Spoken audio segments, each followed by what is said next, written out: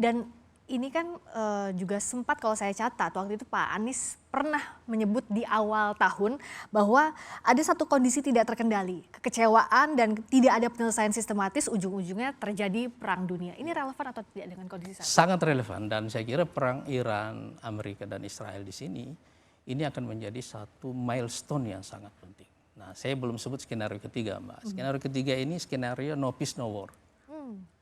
Tidak ada damai, tidak ada perang juga, tidak ada eskalasi, tapi tidak ada kesepakatan. Ya. Dan dalam situasi seperti ini, Selat Hormuz itu akan menjadi bancakan bersama, baik oleh Amerika maupun oleh Iran, ya kan? Ya. Dan jika ini terjadi, situasi ini bisa membahayakan sisi yang lainnya, yaitu di Babul Mandab. Ya. Iya kan, di Babul Mandab ini bisa menjadi karena ada kekuatan Houthi di sini yang juga bisa mengontrol, dan di sisi lain ada Israel yang punya penetrasi yang sangat besar ke Somaliland, yang persis bertemu di ujung di jalur masuk ke Red Sea itu ya. Jadi ini juga bukan ini situasi yang dampaknya apa? Dia menghentikan mobilitas secara global. Mungkin tidak sedahsyat mobilitas yang terjadi waktu kita mengalami COVID. Tapi ini akan sangat mengganggu mobilitas perdagangan secara global. Untuk Indonesia apa yang harus diwaspadai? Yang paling pokok bagi kita sekarang ini adalah, bagi Indonesia, menurut saya ya, apapun dari tiga skenario ini yang terjadi, Timur Tengah yang kita kenal selama ini akan menjadi Timur Tengah yang baru. Siapa pemenangnya kita tidak tahu. Siapa yang mengaturnya kita tidak tahu. Bagaimana dia diatur kita tidak tahu. Kenapa? Karena semua aktor melakukan strategic adjustment. Iya kan? Ya. Strategic adjustment artinya orang melakukan perubahan strategi di masing-masing negara ini, dan proses perubahan strategi ini yang kita harus pantau, dan itu sangat dinamis sekali gitu loh. Ya. Apa dampaknya bagi Indonesia sekarang? Tampaknya secara geografi kan kita jauh dari konflik. Tentu saja tidak banyak orang mengetahui bahwa pada dasarnya sumber energi yang ada di seluruh dunia, atau reserve energi yang ada di seluruh dunia, paling besar itu ada di kawasan ini. Jadi 20%. Memang suplainya kepada konsumsi secara global itu sekitar 20%, antara 20-30%. Tetapi secara reserve, cadangan, paling besar yang ada di sini. Cadangan kedua terbesar yang ada di Amerika, Venezuela, Kanada, di kombinasi ini itu ya. Kalau dua sumber energi ini digabung jadi satu, ini sekitar 70% total energi dunia. Iya. Jadi Anda bisa membayangkan seandainya Amerika memenangkan perang ini, dia akan punya choke point bagi seluruh dunia dari secara energi. Itulah kenapa Amerika Serikat sampai sekarang masih habis-habisan untuk di Hormuz itu. Itu salah satu alasannya. Jadi background yang perlu kita pertimbangkan, sebab perang Iran ini kan terjadinya bulan Februari. Ya. Tapi Venezuela kan Januari. Iya kan? Betul. Nah, cuma kalau kita melihat dari tahun 2019 kan ada COVID ya, sampai tahun 2022. Kita itu kan kayak secara global mengalami kayak total shutdown. 2022 itu sudah ada perang Ukraine. Teaternya di mana? Di Eropa. Ya kan? 2023 perang Israel Palestina yang sekarang mengalami eskalasi menjadi perang kawasan. Yang dulu sejak awal saya sebutkan ini akan berkembang menjadi perang kawasan. Teaternya di mana? Di Timur Tengah. Nah, sekarang kalau kita lihat peta Mbak Edia, perang yang terjadi di Eropa ini, di Ukraina ini dengan Rusia, ini juga akan mengubah, akan menciptakan settlement baru antara Eropa dengan Rusia secara keseluruhan.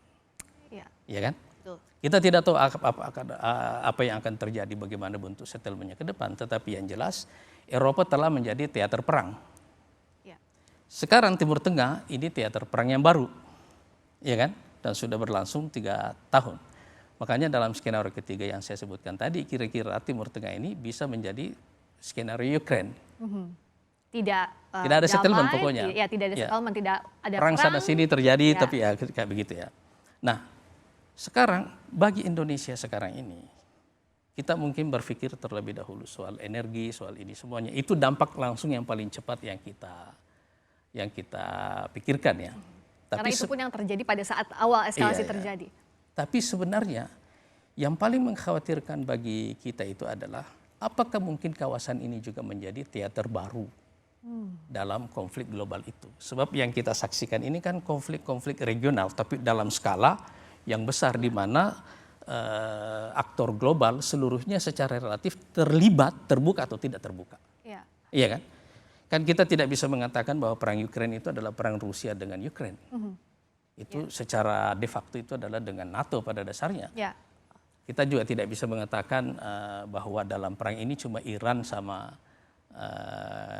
Israel dan Amerika yang terlibat. Ya kan? Semua orang tahu bahwa secara de facto ini akan menyeret seluruh aktor untuk terlibat di sana. Nah, bicara soal ini, Pak, karena salah satu aktor dalam perang ini adalah Israel. Kita tahu dalam skenario yang pertama tadi Bapak sebutkan, dalam proses negosiasi, halangannya itu dari Israel. Sejak awal perang ini berlangsung, negosiasi di Islamabad, lalu juga sampai hari ini di situ yang jadi bottleneck-nya. Sementara kita bersama-sama Israel di Board of Peace. Terlebih lagi, selain itu pun ada penyiksaan yang dilakukan oleh Israel terhadap warga negara Indonesia yang ikut di Global Sumut Flotilla. Apa relevansi kita saat ini di BOP? Perlukah ditinjau ulang? Jadi dari awal BOP ini harus dipersepsi sebagai manuver geopolitik yang punya beberapa tujuan secara bertahap. Tujuan yang paling intinya itu adalah menghentikan genosida. Karena itu pemandangan yang sangat buruk yang mengganggu kita di seluruh dunia.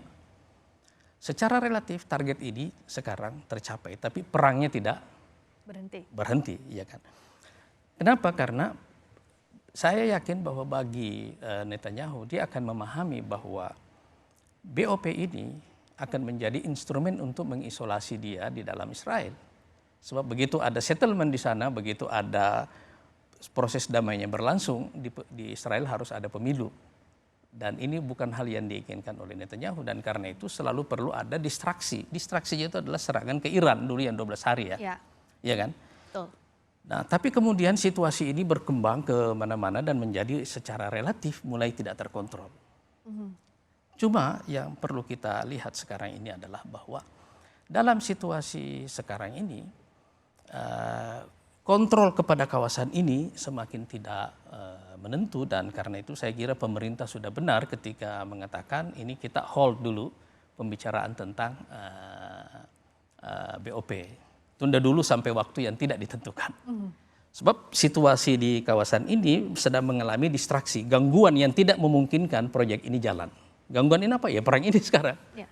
Termasuk juga soal apa yang dilakukan Israel terhadap warga negara Indonesia di Global Sumut Flotilla itu jadi perhatian pemerintah Indonesia, mengecam itu. Secara otomatis kita bekerja, saya mengikuti secara pribadi, saya mengikuti masalah itu dari awal sebelum kejadian dan di saat kejadian dan setelah juga kejadiannya. Cuma apa yang perlu kita lihat di sini menurut saya adalah bahwa ada dua opsi sebenarnya yang strategic option yang dikembangkan oleh Israel. Dan menurut saya dua strategic option ini yang sedang mengalami masalah. Strategic optionnya itu didasari oleh satu asumsi dasar bahwa moral support untuk Israel, moral groundnya secara global makin hari makin habis. Tapi yang paling berbahaya bagi Israel dalam jangka menengah dan jangka panjang itu adalah moral ground Israel di Barat yang menjadi supporter utama dari kelahiran negara Israel itu. Dan genosida yang berlangsung selama perang kemarin itu benar-benar menghancurkan moral ground ini. Ya. Jadi orang-orang di sana berpikir bahwa bagaimana mereka harus menjadikan Israel menjadi secara bertahap negara yang independen, tidak terlalu bergantung ke ke Amerika ataupun ke Eropa. Dan untuk itu menurut saya mereka mempunyai dua option. Opsi yang pertama adalah normalisasi hubungan dengan negara-negara Islam. Tapi itu sekarang tidak terjadi setelah perang Palestina ini kan. Jadi opsi ini relatif berantakan dan tidak mungkin terjadi. Opsi yang kedua adalah mengukuhkan posisi Israel sebagai kekuatan militer mutlak di kawasan.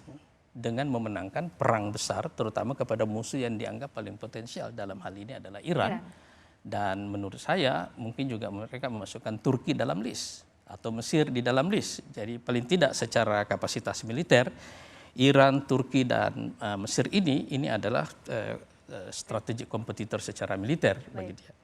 Nah, kalau dia terlibat dalam satu perang itu, dia harus membuktikan bahwa dia benar-benar lebih powerful di atas mereka. Dan saya kira perang Iran ronde pertama ini kan membuktikan bahwa itu tidak terjadi. Dan artinya BOP ditegaskan kembali ditunda. Tunda ya. Ditunda. Kita tidak membahas lebih lanjut, tidak mengikuti lebih lanjut plan awal BOP. Secara sederhana tidak kondusif untuk sekarang ini dilanjutkan pembicaraan. Tapi bahasanya bukan keluar dari BOP atau tidak.